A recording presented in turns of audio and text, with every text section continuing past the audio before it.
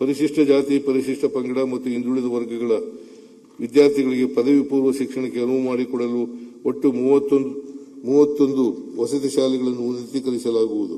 ವಸತಿ ಶಾಲೆಗಳಿಲ್ಲದ ಹೋಬಳಿಗಳಲ್ಲಿ ಪರಿಶಿಷ್ಟ ಜಾತಿ, ಪರಿಶಿಷ್ಟ ಪಂಗಡ ಮತ್ತು ಹಿಂದುಳಿದ ವರ್ಗಗಳ ಒಟ್ಟು 40 ವಸತಿ ಶಾಲೆಗಳನ್ನು ಪ್ರಾರಂಭಿಸಲಾಗುವುದು.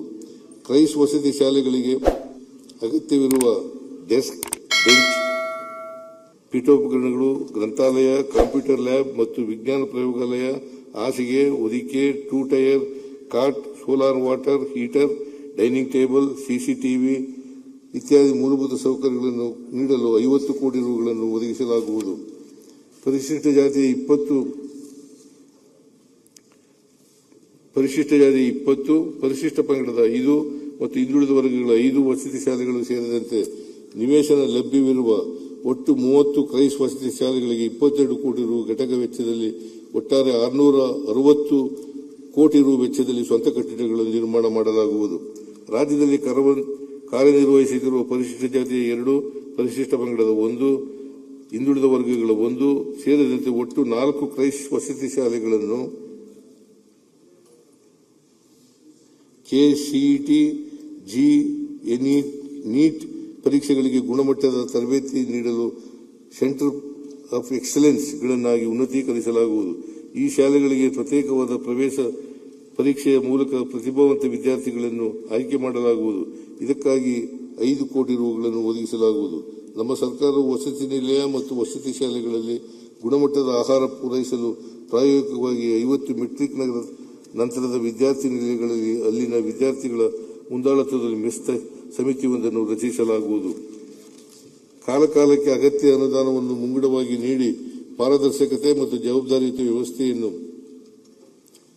ಜಾರಿಗೊಳಿಸಲಾಗುವುದು. ಮುಂದುವರೆದು ಈ ಪ್ರಯೋಗದ ಕಲಿಕೆಗಳನ್ನು ಅಳವಡಿಸಿಕೊಂಡು ಹಂತ ಹಂತವಾಗಿ ವಿಸ್ತರಿಸಲಾಗುವುದು.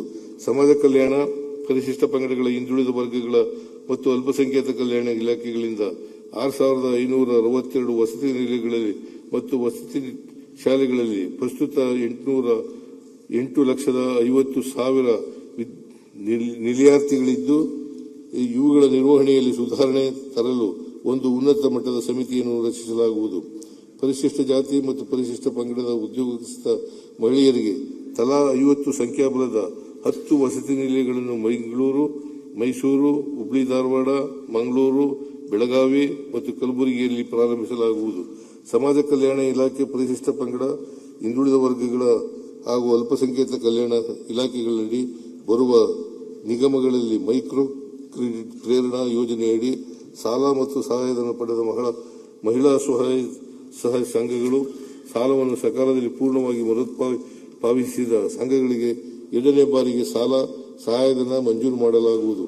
ಶೈಕ್ಷಣಿಕ ಸೌಲಭ್ಯಗಳಿಂದ ವಂಚಿತರಾದ ಪರಿಶಿಷ್ಟ ಜಾತಿ ಮತ್ತು ಪರಿಶಿಷ್ಟ ಪಂಗಡದ ಅಲೆಮಾರಿ, ಸೂಕ್ಷ್ಮ ಮತ್ತು ಅತಿ ಸೂಕ್ಷ್ಮ ಸಮುದಾಯದ ವಿದ್ಯಾರ್ಥಿಗಳ ಶೈಕ್ಷಣಿಕ ಅಭಿವೃದ್ಧಿಗಾಗಿ ಪ್ರತಿ ಕಂದಾಯ ವಿಭಾಗಕ್ಕೆ ಒಂದರಂತೆ 4 ವಿಶೇಷ ವಸತಿ ಶಾಲೆಗಳನ್ನು ಪ್ರಾರಂಭಿಸಲಾಗುವುದು. ಪರಿಶಿಷ್ಟ ಜಾತಿ, ಪರಿಶಿಷ್ಟ ವರ್ಗದ ಅಲೆಮಾರಿ ಅಭಿವೃದ್ಧಿ ನಿಗಮ, ಅಲೆಮಾರಿ ಅಭಿವೃದ್ಧಿ ನಿಗಮಕ್ಕೆ 100 ಕೋಟಿ ರೂಗಳನ್ನು ಒದಗಿಸಲಾಗುವುದು. ಡಾ BR ಅಂಬೇಡ್ಕರ್ ಅವರು ಭೇಟಿ ನೀಡಿದ ಸ್ಥಳಗಳಾದ ಕಲಬುರಗಿ, ವಿಜಯಪುರ, ಬೆಳಗಾವಿ ಹಾಗೂ ಕೋಲಾರ ಜಿಲ್ಲೆಗಳಲ್ಲಿ ಅವರ ಹೆಸರಿನಲ್ಲಿ ಸಿಬಿಎಸ್ಇ ಪಠ್ಯಕ್ರಮದ 4 ಕ್ರೈಸ್ ವಸತಿ ಶಾಲೆಗಳನ್ನು ಪ್ರಾರಂಭಿಸಲಾಗುವುದು. ಸಮಾಜ ಕಲ್ಯಾಣ ಇಲಾಖೆಯಡಿ ಬೌದ್ಧ ಅಭಿವೃದ್ಧಿ ನಿಗಮವನ್ನು ಸ್ಥಾಪಿಸಲಾಗುವುದು.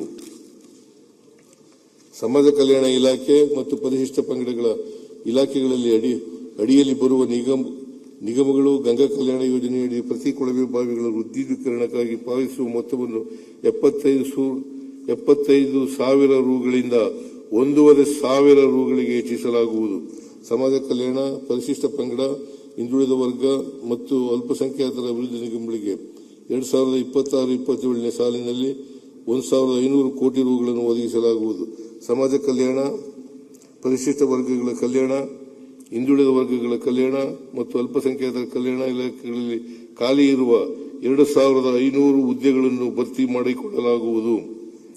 ಪರಿಶಿಷ್ಟ ವರ್ಗಗಳ ಕಲ್ಯಾಣ, ಪರಿಶಿಷ್ಟ ವರ್ಗಗಳ ಪಂಗಡಗಳ ಕಲ್ಯಾಣ ಇಲಾಖೆ ನಿರ್ದೇಶನಾಲಯದಡಿ ಬರುವ ನಿಗಮ ಮತ್ತು ಇತರೆ ಕಚೇರಿಗಳಿಗಾಗಿ ಬೆಂಗಳೂರಿನ ಸುಮನಹಳ್ಳಿಯಲ್ಲಿ ಶ್ರೀ ಮಹರ್ಷಿ ವಾಲ್ಮೀಕಿ ಆಡಳಿತ ಸೌಧ ಸಂಕೀರ್ಣವನ್ನು 50 ಕೋಟಿ ರುಗಳ ವೆಚ್ಚದಲ್ಲಿ ನಿರ್ಮಿಸಲಾಗುವುದು.